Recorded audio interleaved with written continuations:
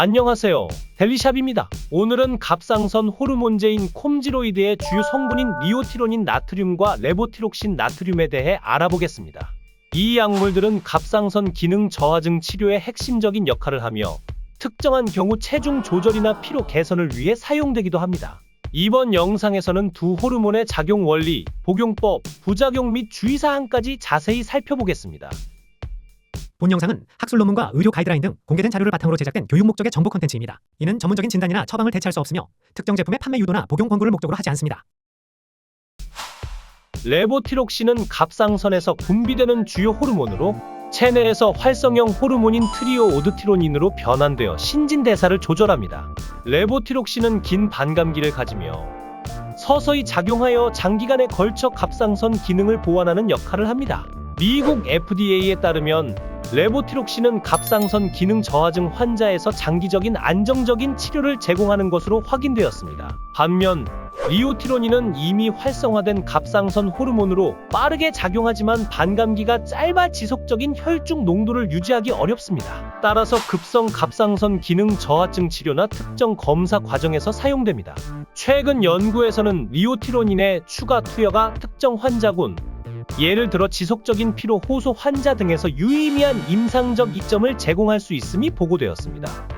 갑상선 호르몬은 세포의 에너지 대사를 촉진하고 단백질 합성, 지방 대사 등에 영향을 미쳐 신체 기능을 조절하는 중요한 역할을 합니다.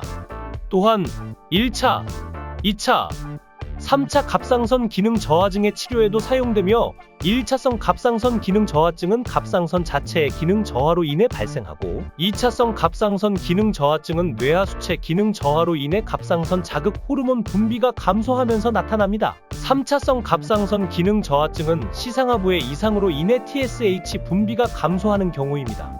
추가적으로 레보티록신은 갑상선 자극 호르몬 의존성 고분화 갑상선암 치료에도 활용될 수 있습니다.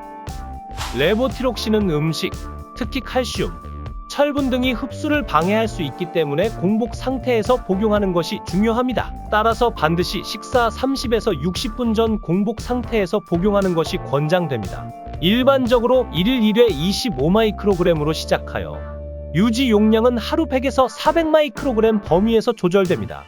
리오티로닌은 빠르게 작용하지만 반감기가 짧기 때문에 하루 2에서 3회로 나누어 복용하는 경우가 많습니다. 식사와 관계없이 복용 가능하다는 연구 결과가 있지만 일반적으로는 공복 복용이 권장됩니다. 레보티록신과 병용할 경우 반드시 의료진과 상담하여 적절한 용량을 결정해야 합니다.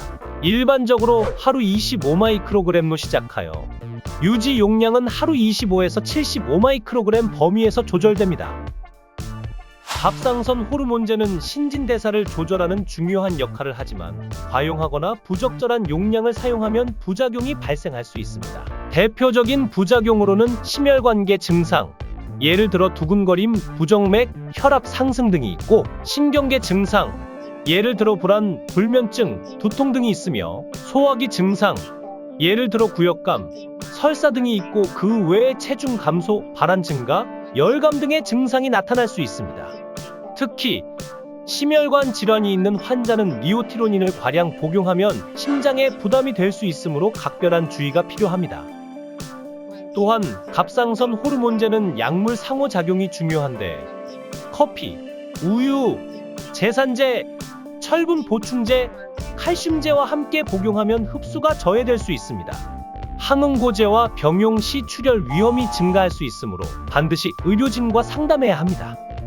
임신 중에도 갑상선 호르몬은 태아의 정상적인 발달을 위해 필수적이므로 갑상선 기능 저하증이 있는 경우 지속적인 복용이 권장됩니다. 다만 복용량은 정기적인 혈액 검사를 통해 조정해야 합니다. 또한 갑상선 기능 저하증이 없는 사람이 체중 감량 목적으로 복용하면 심각한 부작용이 발생할 수 있으므로 절대 권장되지 않습니다. 그러나 일부 연구에서는 특정 지방 대사 장애, 예를 들어 고지혈증 등에서 보조적인 역할을 할 수 있으며 리오티로닌은 단기적인 피로 회복에 도움이 될 수 있다는 결과도 보고되었지만 일반적인 치료 지침이 아니기 때문에 참고만 해주세요. 지금까지 콤지로이드의 주요 성분인 리오티로닌 나트륨과 레보티록신 나트륨의 작용 기전, 복용법, 부작용 및 주의사항에 대해 알아보았습니다. 감사합니다. 이번 영상에 설명드렸던 연구 결과는 개인의 체질이나 조건에 따라 다르게 나타날 수 있으니 유의하시기 바랍니다.